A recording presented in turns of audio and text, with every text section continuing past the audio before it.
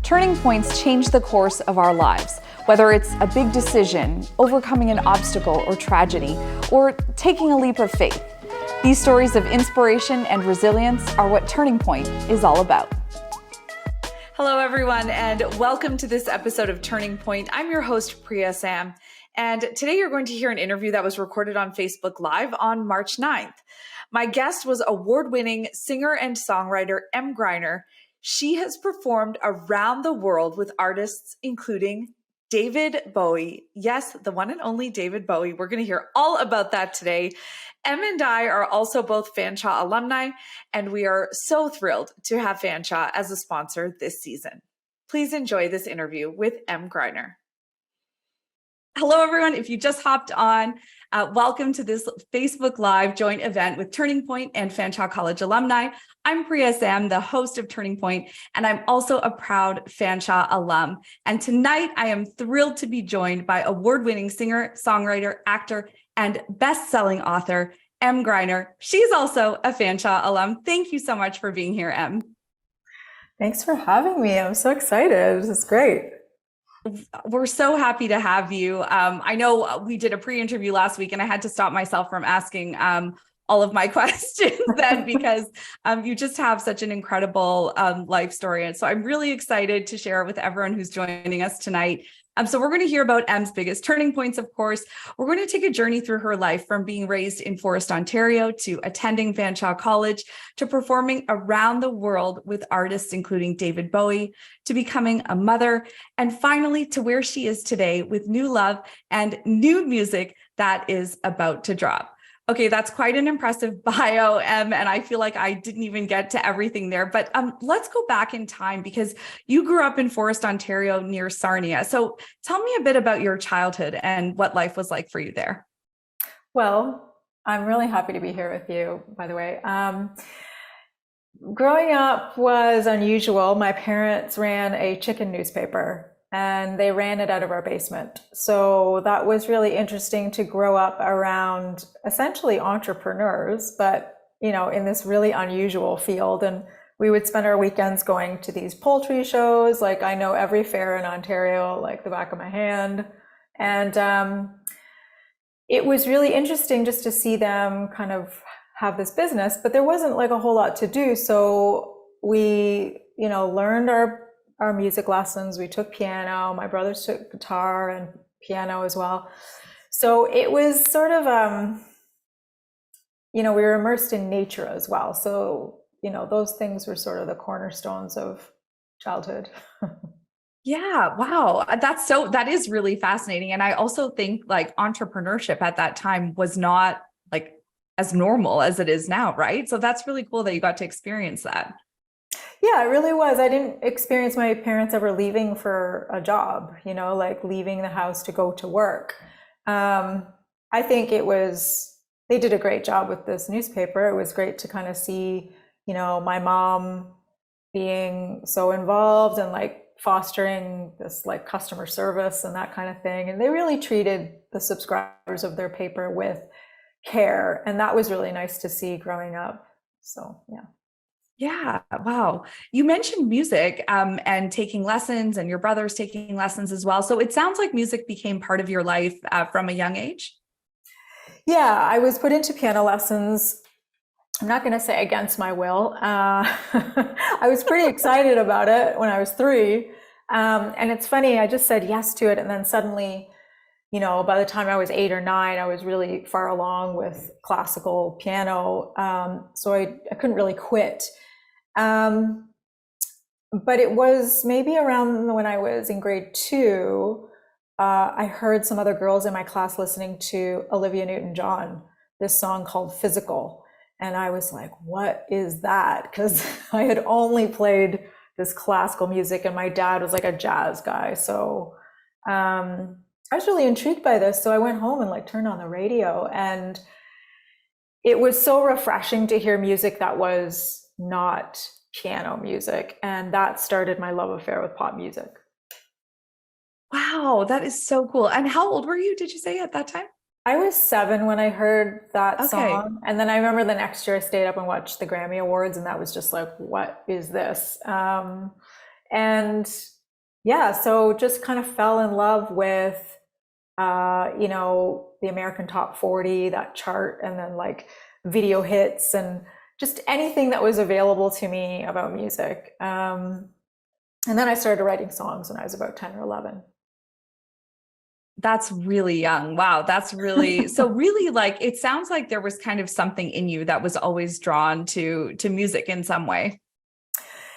I think so. I mean, I don't know. Maybe it was like being in piano lessons, I guess. It sort of becomes part of you. And I think when I found out I could write songs, that's when the magic kind of happened, because I just thought, oh, wow, like even though the songs are probably terrible, but just like that idea of just putting together something from nothing, right? And I also think it was a secluded childhood, like even like, we're going to these poultry shows, but I didn't really have like a friend nearby. We were in the country. I don't really remember having a best friend. So songwriting really became that for me. It was like this happy place to go and put all my feelings. So yeah, I guess it was a huge part of life. Something that got me through a lot of loneliness, I think, too. Yeah. Wow. Well, that's really beautiful. And when you and I had a quick chat last week, you mentioned that Fanshawe was a big turning point for you. So can you tell me about your time there and some of the learnings you had? Well, before I went to Fanshawe, I was toying with the idea of doing what you do, being a journalist. And my brother had already been in this program called Music Industry Arts. And he showed me that you could be in the studio and you could record your own songs. You could go in at 3 a.m. and make like this song from nothing, right? So that seemed really magical to me, and I couldn't believe there was a school that offered this as like a diploma, So I was like, I'm going to do that. And when I landed there, it was just so amazing to go from the wilderness essentially to somewhere where everyone either wanted to be an artist or a manager or producer. So it was like a mini music industry. And then we had these amazing teachers who to this day, like the words that they've said and the things that they've written and the ideas that they've put forth, like carry me through what I do now. So Jack Richardson was one of those people, Terry McManus, who was incredible teacher and songwriter. These people were very important to me. And then, I mean, I could go on and on. Like my first shows in Toronto after I graduated were all made up of my Fanshawe grad friends. I never had to play an empty club because I had them with me. So I'm very, very indebted to Fanshawe, and just has a nice place in my heart. Yeah. Yeah. I totally know that feeling. I agree with you. I think the journalism program has a very similar feel, and like the music, I mean, the music industry really in Canada is a small industry. So when you talk about kind of your program and your class being like a mini music industry, that makes sense, because after that, I'm sure you continue to cross paths with a lot of the people who were in the program with you. Mm-hmm. I do all the time. And like even my assistant right now is a MIA grad, and they're just everywhere. It's a really nice bonding experience. I mean, it was great when you met someone who had the same teacher that you did. I think I was like, the teachers there are great now, but you're always kind of attached to the ones that you had. So, and I mean, Jack Richardson, who taught me production, like the records that he made, Bob Seger, Alice Cooper, The Guess Who, like those records live on. And every time I hear like a Bob Seger song on the radio, I'm just like, yeah, that was Jack. And Jack, I remember Jack telling me lots of different bits of advice that, I think like, we're kind of inundated by a lot of opinions right now, like social media and everything. But like some of the advice that I got from these teachers, they really came from a place of experience and care. It wasn't like trying to cut you down. So I do miss that a little bit. Like I feel like kind of that spirit's gone in a way. Yeah, I mean, just that supportive environment and people to bounce ideas off of, I bet was also, yeah, really, really nice. You Yes. mentioned after that you came to Toronto and that you had a lot of support from people around you. So how did you make that transition and even start getting those first gigs in Toronto? Well, I mean, I think I always had my eye on Toronto just because it was 2 hours from London. It seemed like a logical next step. And I didn't really feel great at performing live yet, so I knew I had to kind of get better at it somewhere. So I just kind of dove in, and actually, another Fanshawe grad named John Racine, he became my agent. It was like, it wasn't like a fake agent. He really was like booking me shows, um, and that kind of taught me that uh, like having that third party, that really helpful extra kind of team is really useful. Like I think you can really burn yourself out by doing everything by yourself. So I think coming out of the program, having essentially, I had like an agent, a producer, a band, I had people in the audience. That's a pretty good start. And so, yeah, just going to Toronto, a lot of us went to Toronto. So it was just a nice kind of migration. Yeah, it kind of eased the transition a little too to have people to do it with. Yes. Yeah, Yeah, wow, cool. absolutely. How did you get connected with David Bowie? Well, there's a little piece that happened before that, which is I signed a record deal. I don't know why I always thought like, oh, it's just going to be easy to get a record deal. Like, none of the Canadian labels would sign me, by the way. So when I got my record deal, it was like a worldwide deal out of New York. So I was like, haha, you guys. But Yeah, then I no got, kidding. yeah, I was like laughing for a year and then I was crying because I got dropped about a year into it. Um, so that was a big turning point, like to get signed to go make an album. I did have like a hit in Canada. Um, and then to get dropped. And I don't know, like when devastating things happen to you when you're 21, you sort of, they don't register as devastating. I feel like it's sort of like, to me, I felt like, oh, this is just part of the business or something. I'm going to get another record deal, no big deal. I didn't get another record deal. I ended up getting an offer to go tour with David Bowie.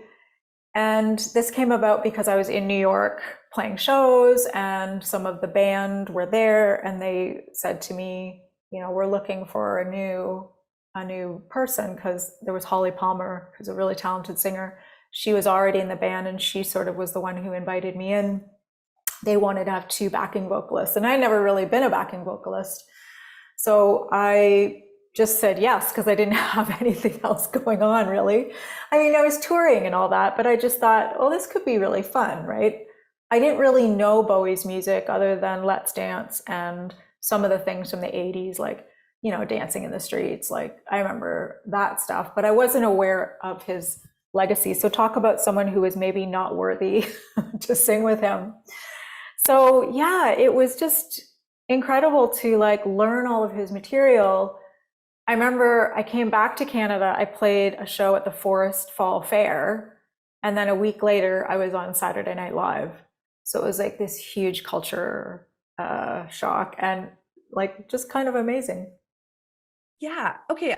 I want to go back to that because you mentioned, you had signed with this label and then you were dropped. And then you said, that like you kind of just figured things would continue, which I actually think that a lot of people would have felt like it was the end of the world, if Mm, something like that happened. So I think the fact that you just were like, okay, so I mean, I'm sure it was hard still, obviously, but the fact that you were just ready to kind of look for the next opportunity. I mean, I think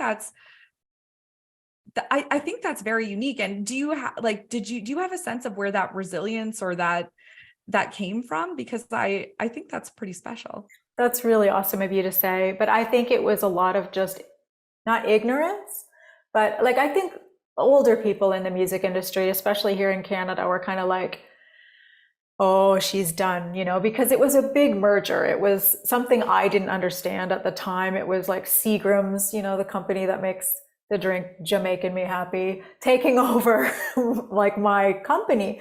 I just didn't really get the magnitude of it. And then, of course, the internet also moved in. So there was that whole shift of like, MP3s and Napster and people freaking out and all of that. And I was sort of unaware. And I think the Bowie experience maybe provided some of the resilience you're talking about, maybe a little bit of a distraction from what should have been devastating. And I think years later, I've had to actually deal with the fact that it was disappointing to get up, like, I think growing up alone and, seeing my parents do their thing, like very independent, they're very fiercely independent, made me sort of just kind of brush it off and not deal with it and call that resilience. Do you know what I mean? Yeah. Yeah. No, I get that. I see what you're saying.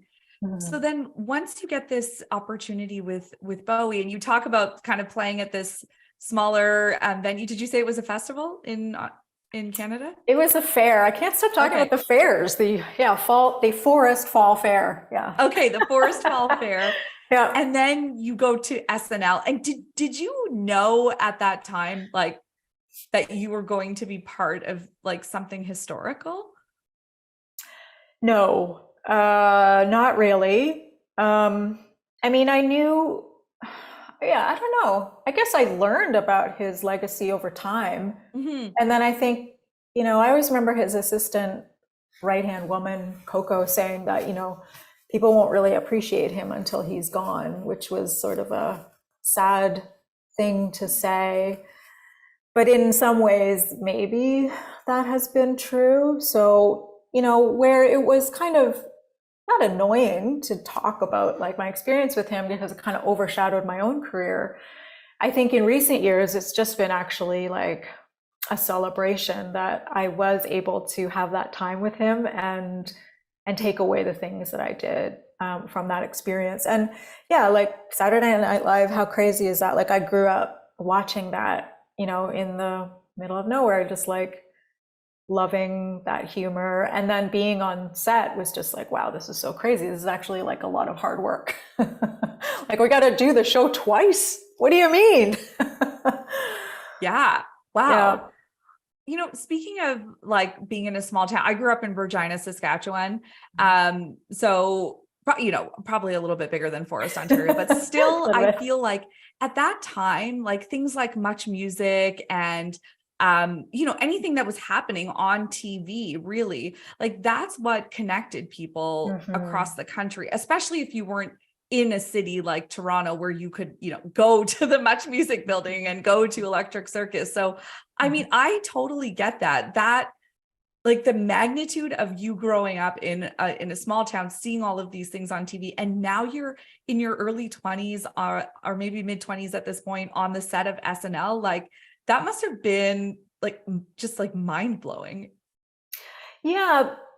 And I don't want to say that I didn't appreciate it, but I think I was on this trajectory when I was in my teens of just like, yes, I'm going to be famous, sell 1 million records. It's all going to work out. So I got the record deal and then the Bowie thing. And I honestly just thought life was supposed to just continue that way with these like really incredible experiences, And I think maybe just later in life, you get humbled a little bit and real life kind of settles in and you're like, oh no, I'm not like supposed to be on this first class flight where they're like giving massages and having champagne. Like that's not normal, I guess.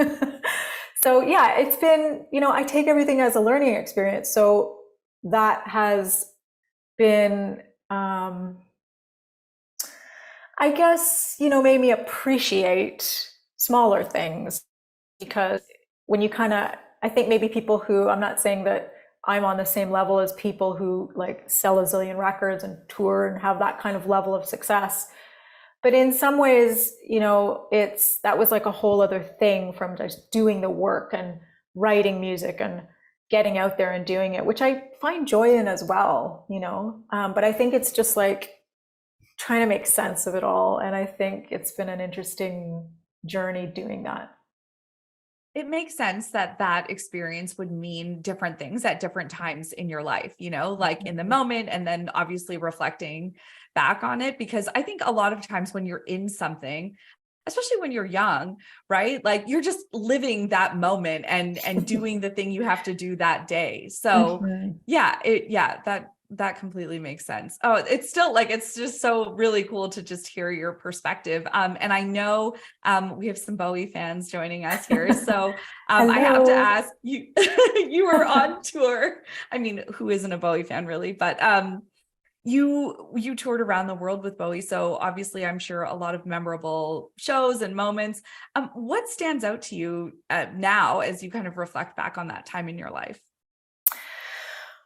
Well, I guess little things like just being able to be around him backstage. He was very personable and just like kind of really down to earth.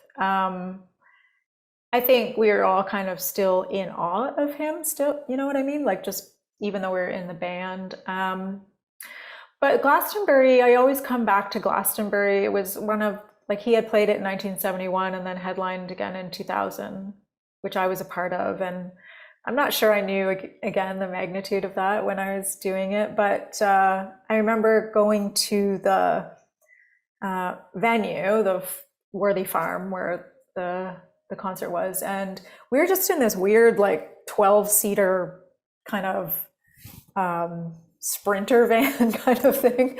It wasn't very glamorous. We're just trying to get there. And I remember him saying, you know, this is not about us. It's about them. And for someone who's so iconic, who everyone is there to see, and, you know, for him to say that, I think really put it into perspective that it was about the energy of the crowd. It was about what they brought, right? When it's that many people, there's something kind of magical about that. And that phrase, I think, is one to live by, you know, thinking about happiness and it being more of an outward, what you can give, what you can offer, which is tough because right now we are very driven to think of ourselves and ego with social media and followers and counts and all that. So it's really hard, I think, as a musician to kind of come to a good balance. But I remember that the most. And, you know, he was just fun. He was funny and fun. So.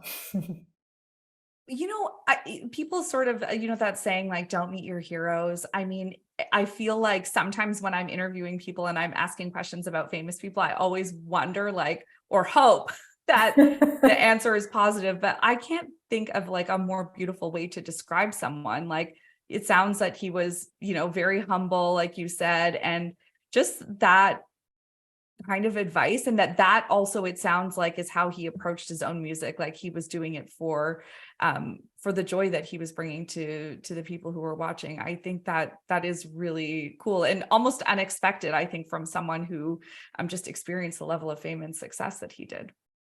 Yeah, I think so. And I learned a lot from that. I learned a lot about just the curiosity that you have to have when you're doing your music. And if you don't feel excited about it, people aren't going to feel that, you know? And I've been through all that. Like I've written the pop songs and kind of been led down different paths. And that's how I learn, is like trial and error. So it's great when you get to a point where you're just like, I am 100% behind this record or these songs, right? Because even though I don't subscribe to that notion of like, oh, I'm just making it for myself in my bedroom, and if someone likes it, that's good. Like I do want people to like it, right?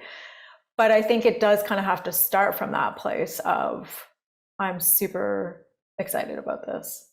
Yeah, absolutely. You're right. I mean, that shines through for sure. And we're actually about to get to her biggest turning point. And for you, this happened when you became a mom. So your children now are 10 and 13. Tell me about becoming a mom and how it became your biggest turning point. Yeah, I mean, I didn't really plan on being a parent. It's sort of like a lot of people, I think, you know, you get married to someone, you want to grow your experience with them. And it was just the time, like women feel this, right? We're like, okay, well, better do it now. And I was a little bit like that. There were a couple things I wanted to wrap up. I wanted to make my duets album, which I made. And then, yeah, my son was born, and it's very transformative, you know, like, I mean, this is not going to be news to any parents. It just takes the focus right off yourself. And when you're like a pop singer, like, oh my God, it's the thing that you can never really imagine happening to you. Is like, oh, I'm going to think about someone else now. So yeah, that was really amazing. And then my daughter was born in 2012. And yeah, so family time, good times. Yeah. So how did this, at this point in your career, you mentioned you kind of had just released an album before your son was born.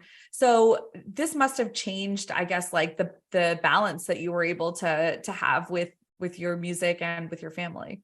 Yeah, for sure. So my first child, my son, was premature. And I remember like going hardcore with touring while I was pregnant with him. Like I remember playing with Randy Bachman in Stratford, and I was like out to here, and everyone was like, "You're so pregnant." And I was very much like, I'm a musician. I'm a musician first, I'm pregnant second, or whatever. But it was sort of like when he was premature, it was not a serious situation or anything. He ended up being fine.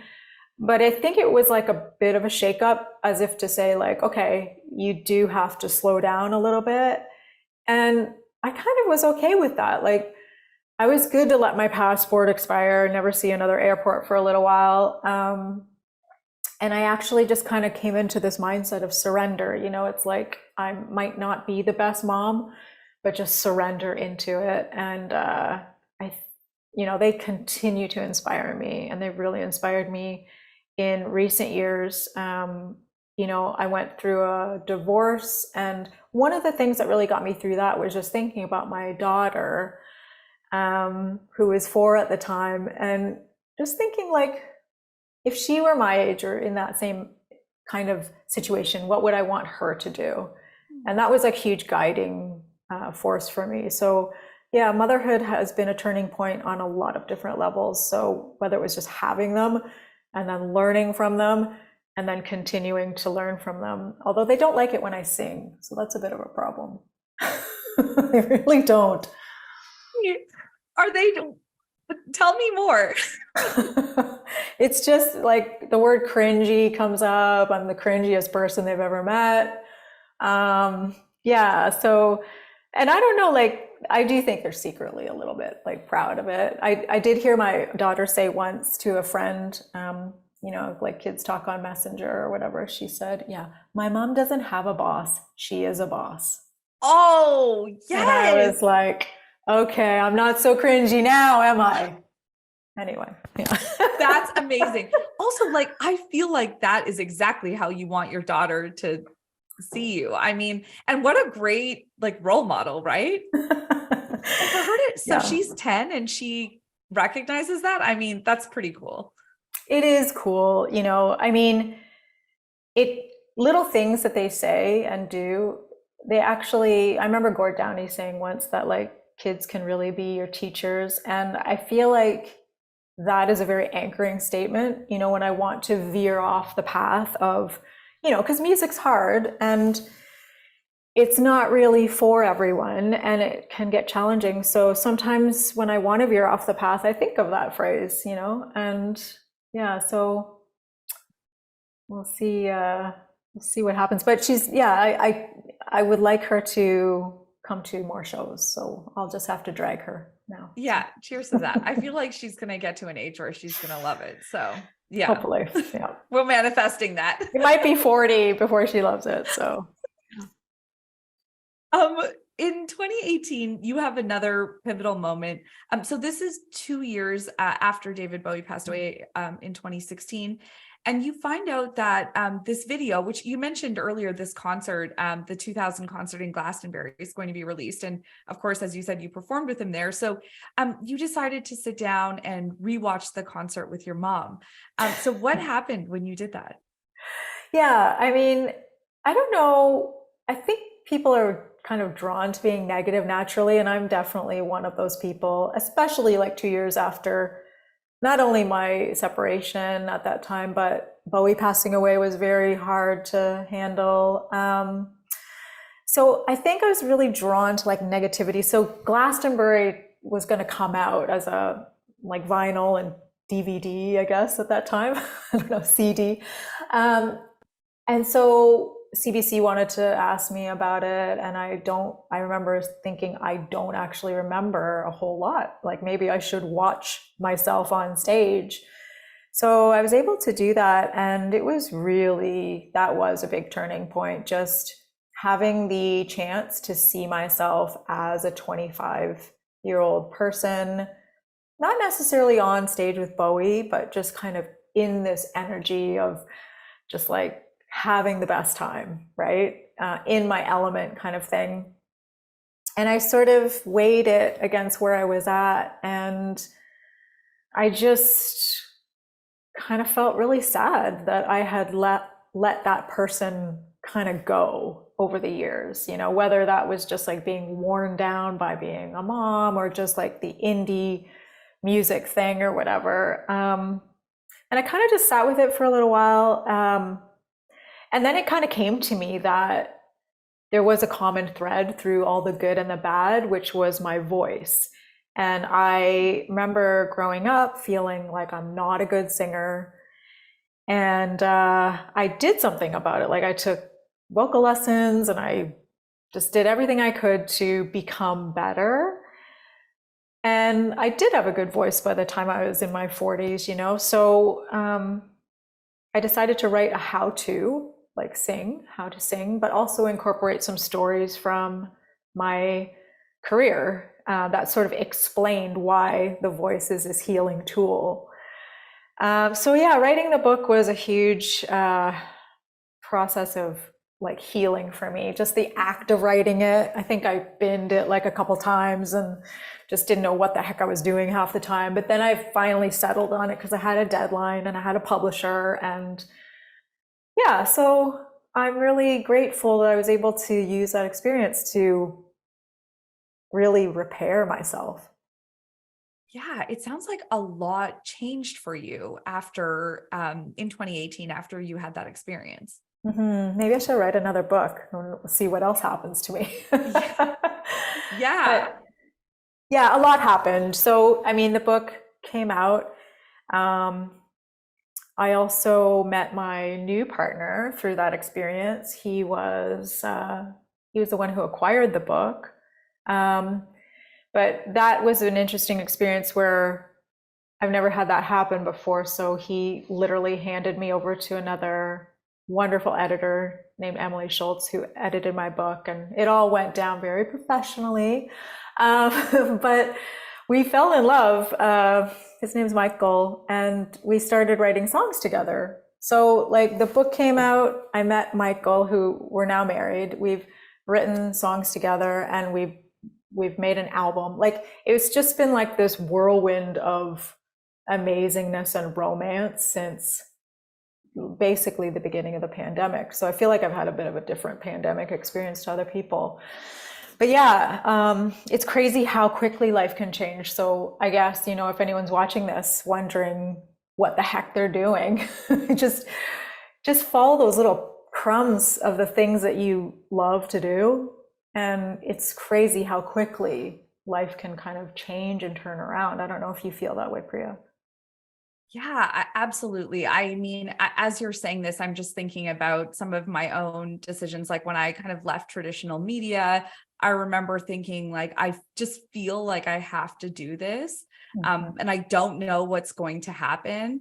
And then, yeah, starting this podcast, I mean, it just very similar. Like, I just felt like this is something I have to do. And I don't really know why. Like, I don't know what the end game is, right? I just know in this moment that this is what I have to do. I have a feeling. And you're so right. I think if you just keep doing the things that you love, like you might not have the whole plan or the map for where you're going in that moment, but if you just keep doing it, like you said, you'll like find those crumbs along the way and things will just make sense. Yeah, and I think it's about adjusting your expectations too. Yes. I think like even with writing the book, I never consider myself an author, right? So my expectations were very low. But it is a good book, and I do know how to write. So it's interesting when you just let life take you where it's supposed to take you. Like, I do think you have to take action. You have to like do what you did, is like make that decision to like do your own thing. But this notion that everything's got to be happy and like smooth sailing all the time, like I think people have to get over that, because otherwise you don't really grow and find these new amazing experiences. I agree. And I think that's one reason, throughout this interview and even when we talked the other day, I just really appreciated that you didn't shy away from talking about some of those challenging times, even like, your first marriage ending, because I think that those are the times in our life when we can feel really alone, especially Mhm. if we don't know someone else who's gone through the same thing, or we haven't heard someone like you sharing about some of those challenging times, because I Mhm. do think it gives hope. And also it's also validating, right? If you're in like the hard part of it, to know that, okay, this is normal and it's okay for me to feel this way right now. And I can also know that I'm going to get out of this eventually.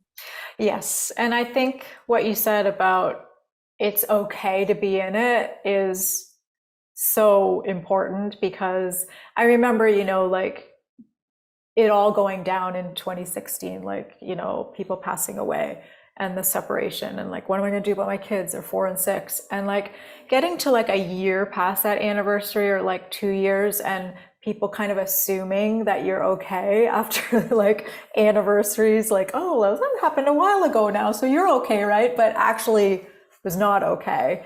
And I think there just came a point where I had to say, I need to feel like crap for as long as I need to,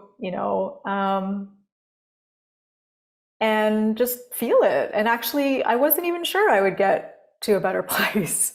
But I think just like surrendering again to that, I don't know what's going to happen and what else are you going to do? Because I think when you fight against it, it's not helping to heal, I guess. So, Yeah, I agree. I think it's like a much faster path to healing rather than suppressing it. And then it's going to come out at some point. So yes. yeah, yeah, I agree.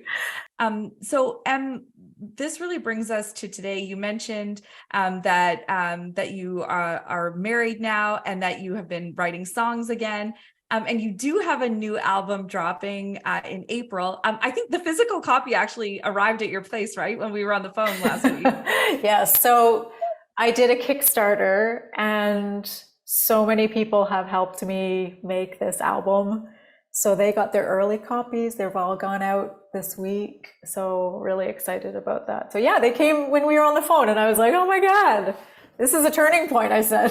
Yes, seriously. Yeah, that's um, so cool. yeah, so we're really excited about this. So literally in the pandemic, Michael and I wrote 10 songs. And again, like not knowing where they're going to go, not having expectations, just writing for the fun of it and trying to kind of impress each other, because he's an amazing poet, amazing writer. And then we found this producer, his name's Fred Mullen, who is a Canadian American producer, done so many great records. And we just started, I don't know, I just felt like he was the guy to do it. He had lived through the 70s and 80s, made all these great records. And he invited us to Nashville. And about a year ago now, we made the record. That was scary because I'd never made a record that way. I'd always like pieced it together kind of myself, or like, worked with people maybe remotely. I've done a lot of that. So this was like players playing live off the floor together. Incredible. So yeah, we just finished that, and then we were so lucky to get 3 amazing record companies to put it out. And that was something that was, losing my first deal. It was kind of like you always kind of secretly hope you'll get new partners, right? So really happy to have that, and it's coming out in April, and it's just been like a wild ride, and really, really happy to have a partner through it. Yeah. This sounds almost like a bit of like a rebirth, this whole part of your life. Yeah, I feel like it is. I really do, and I'm so thankful. Um, And I just, it does make me very thankful to have like this conversation with you and just be able to take stock, I guess, of some of the things that I've gone through. And even like thinking about Fanshawe, like, what an amazing place to like just get rolling, like to right away feel like you can be a musician or be a producer. So yeah, I feel I feel very changed, I think, by the whole thing. And yeah, who knew I'd write happy songs, because I wrote 20 years of depressing songs. So You never know, right? What can happen? Never know. You never know. Yeah. Well, we're so appreciative of you sharing this, your whole, really, like, we really took a journey through your career, through your personal life.